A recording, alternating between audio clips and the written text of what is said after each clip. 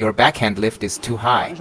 The same goes for your forehand. The forehand can be lifted a bit higher, because now the spin of the ping pong ball has decreased. You don't need to lift it so low, just lift it slightly higher, especially for topspin shots.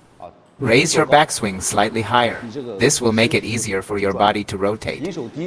If your backswing is low, your hand and body will be connected. You see, your center of gravity naturally shifts like this. When you pull your backswing backward, you can't loop the ball like this. Look, when you pull back, it goes like this. When you pull it downward, it goes like this. You can't just move downward and rotate like this.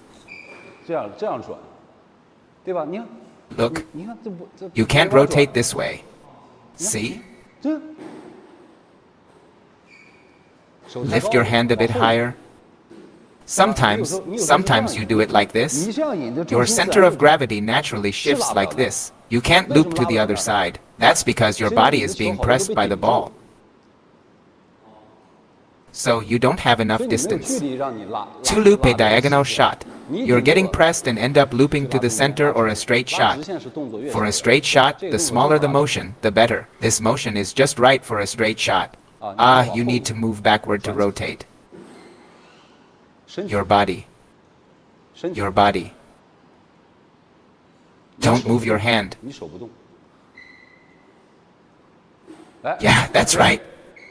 Rotate until your body can't turn anymore. Then backswing. When your body can't turn anymore, backswing and loop, slowly at first. Once you get used to it, it will become more fluid. Move backward. So you have enough distance to loop a diagonal shot. Look, your backhand. For your backhand, if you do it like this, you won't be able to loop a diagonal shot. You definitely can't loop a diagonal shot. You'll definitely loop a straight shot. You don't have the distance. You're just doing this. But if you do it this way, it's easier to loop. You can use the force.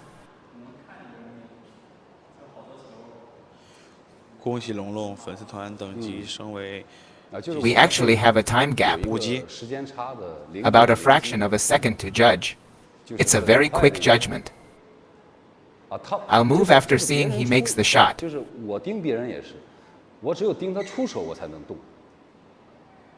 He won't wait for me to move then making his shot. So what does this mean? After you serve? I haven't made my shot yet. You can't stay still. Your follow-up action must be quicker than mine. You have to be a little faster than me. So I take advantage of this time gap to make my shot. It's the same for a feint push or flick. You can't just stand still after serving as long as I stand still. Otherwise, you'll never be able to move. Right? It's in that moment when you receive the ball. I move right then. As soon as you move, we might change direction. It's all about that time gap.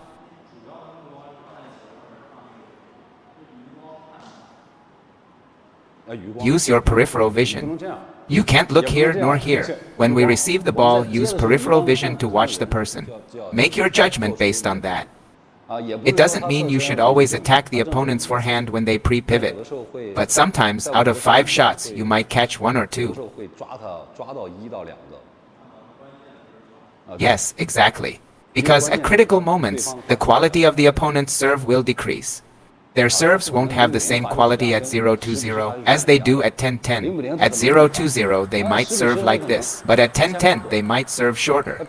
When their serve quality decreases, it's easier to attack because they won't dare to add power. If they serve like this, it won't work. They'll be attacked directly. So they definitely serve shorter.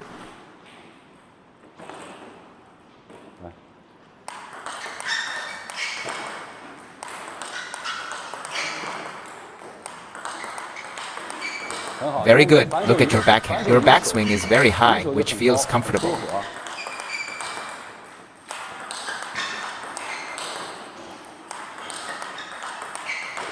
Nice shot.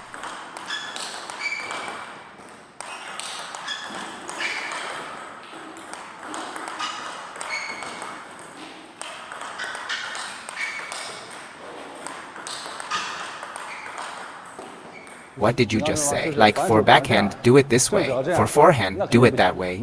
That definitely won't work. It's too slow. You can only choose one. It depends on what kind of shot it is. If you're looping the shot from mid-court, it's not just one footwork or one technique for all shots. It's not one technique for all shots or one footwork for all positions. It's different. For example, when I move back, if I'm looping on both sides, my right foot would actually move forward a bit. When I loop on both sides, the same goes for my forehand. Look. When I'm looping on both sides. No, when looping on both sides, because my attention is on the backhand side, our opponents won't keep defending and returning to the forehand side. You won't either. When I'm looping from mid-range, you keep defending and returning to my forehand side. Someone's forehand may not be good, but you wouldn't defend it to his forehand, at most more than twice before switching back to the backhand. When I use my forehand to create heavy spin, if my racket isn't good enough, I loop some very spinny shots. Then I take advantage of this moment. Yes, I aim for that backhand moment. Wang Hao does the same. Wang Hao also uses his forehand to create heavy spin. His shots are particularly spinny and high, making it hard to go downward. As long as you defend and return the shot, if Wang Hao doesn't get an opportunity, he will use his backhand to loop, because with a pen-hold grip, the shots have side spin. It's hard to pivot your body for that shot. The ball chases your body. As long as your shot quality drops a bit, Wang Hao will switch to a straight shot on this side when looping on both sides. We keep the right foot forward. When using the forehand, we create an arc. We don't go for a smash with the forehand, unless the opponent lightly defends, but mostly we focus on creating an arc, exactly like that. When we create an arc, they defend out of instinct. After defending the diagonal shot, just once too down to the line. If it's short court, we might move the right foot slightly back. See how the stance is different from before?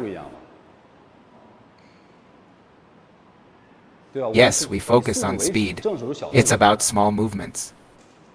Sometimes we need a quick return to switch to a rally. Yes, we can't rally like this. Use different footwork for different shots. Use different footwork for different positions. So footwork is very important. You can't always stand in the same position. You can't always stand like this. Look at this forehand shot, it's good. The forehand is very comfortable, but the backhand isn't as comfortable. This is how I do it. Both Wang Hao and Fan Zhendong do it this way, but Ma Long and others might stand slightly diagonal, because they need to switch to the forehand. Wang Liqin and Liu Guzing won't stand like this. They use their forehands. It's different. Right? Wang Hao uses a shakehand grip. You can't treat it like a pen-hold grip. Right? He uses a shakehand grip.